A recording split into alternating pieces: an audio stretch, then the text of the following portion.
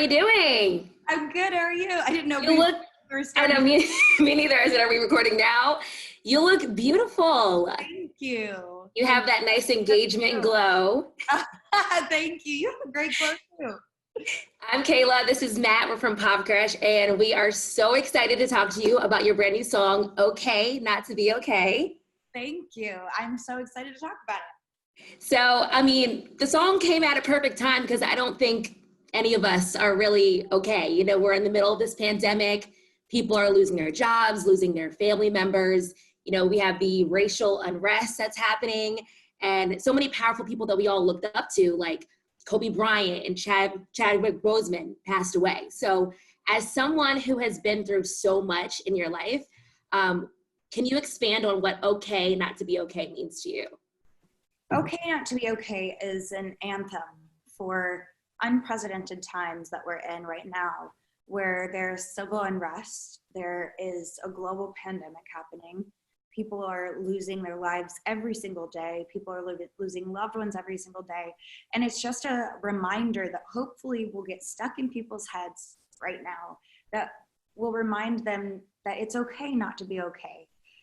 There's so many people right now. I mean, I've dealt with depression and anxiety for a larger portion of my life. And there's so many people that are dealing with it for the first time. And my message to them, my message to anybody that's dealing with heightened anxiety or depression, is just remembering that nobody has been through this before.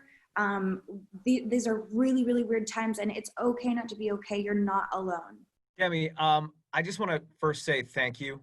From a personal standpoint, I've been struggling with mental health my entire life. And the fact that you have optimism and hope and you spread inspiration is just right. It hits me right here, and I can't thank you enough.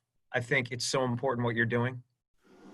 Thank you. That means so much to me. And I like those words are what make my life so fulfilling and this work so fulfilling. So thank you. Is this song something that you were able to sit down and write in one sitting, or was it a collection of thoughts and emotions? This song was a collaborative process that was a collection of thoughts and ideas and just going back and forth. And Marshmallow and I didn't get to do it in the studio together, but I'm really, really excited with the way that it turned out, how he matched the production to the lyrics. In the verses, it's more vulnerable, and in the chorus, it's this upbeat, positive, kind of hopeful tune that gets stuck in your head. And that's what I love about it, is like, we've always wanted to collaborate together at least for like the past 3 or 4 years, and we've tried, but nothing has come together until this song. I actually recorded it last year, and it's just like God's timing, the universe's timing, whatever you want to call it. For me, it's God. And I am so like grateful that it came together and came to fruition this summer when, you know, we've never needed a more positive anthem in our lives. And I've always taken the approach of telling my story and being an advocate for mental health through my journey. But this year I've realized that given the unrest in our country, silence equals violence, and we have to speak up. We have to do the right thing. And there's a bigger picture at work here, and I need to contribute to that. So the music I'm making right now, the music I'll be releasing in the next few weeks to months, is serving such a bigger purpose because it's really needed right now. Awesome. And I want to thank you personally because your social media, you use your platform to speak up and condemn racism. And I think that's just amazing. And I think we need powerful people like you to say, no, let's demand justice. Absolutely.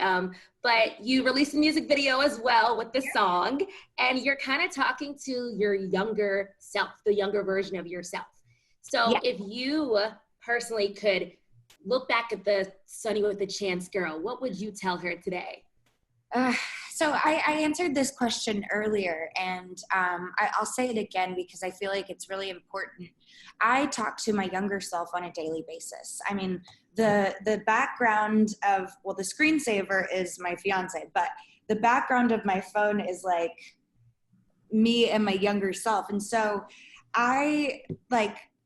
it's so important that I changed the narrative of my story, which was for so many years, I felt like my story, my choices, my decisions, my journey, that defined me. And I realized it's absolutely not what defines me. The person that I am today has grown so much and learned from the path that I've been on. I completely forgot your question. What would you tell your younger self? So what I would tell my younger self is, and what I tell her on a daily basis, you are loved, you are worthy, you are beautiful. And I wish, and I do remind myself on a daily basis to just embrace the physical body and physical self that you have today, because it's going to change over time. And there's so many days where I wish I could just go back and say, you should have just been like grateful for your little 17-year-old body, and I'm sure that in a few years I might get more wrinkles or more gray hairs or whatever. And it's just like, that's a part of life, but just holding on to the moment, staying present is so important. Demi, if somebody who is watching us and listening to us right now is not okay in this very moment, what would you say to them right now? Please call the National Suicide Prevention Hotline. It's 1-800-273-TALK, I believe. I could be wrong, so please just Google it to make sure, but pretty sure that's what I just memorized. And it's a call that I've used before, even anonymously being in the spotlight. I have used it at times where I felt like, maybe I couldn't turn to the people around me because I didn't feel supported at the time or whatever. It's come in handy. So it doesn't matter who you are, what background you come from, whatever, that there's someone on another end of the line that's going to be waiting for you to support you and get you through these times, because it's so important that we remember we cannot seek permanent solutions for temporary problems. I love that. Happiness and sadness is fleeting. We have to understand that this is life. It ebbs and flows. Things will get back on track and it will be okay. Well, we love the song. We love the music video. We're excited for your new music that's coming. How much longer do we have to wait until the new album? Well, honestly, I was just having a conversation this morning. I think it's wrapping up, and I think that we're getting really closer to being put together and released or whatnot. I have to narrow down the song, so it's a process. So it's going to be months, but hopefully it won't be too long, and you won't have to wait too long for new music. Just because an album doesn't come right away doesn't mean I won't be releasing singles in the near future.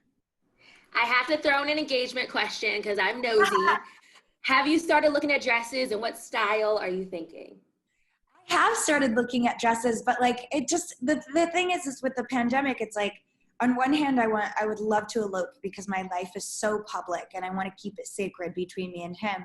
On the other hand, I want my friends and family to be there for a celebration, but I can't do that until the pandemic's over because it's not safe. So it's like, what do we do? Do we do that in the meantime and then do that later? It's like all this planning, but I have my image for what I would want it to be if I got to do a big celebration. And I don't want to give it away, but it's definitely not a white dress. Oh, yeah. Okay. Well, we can't wait to see it. Thank you so much for joining us and talking to us about the song. We love it. Thank you so much. Demi, have a good one. Thank you.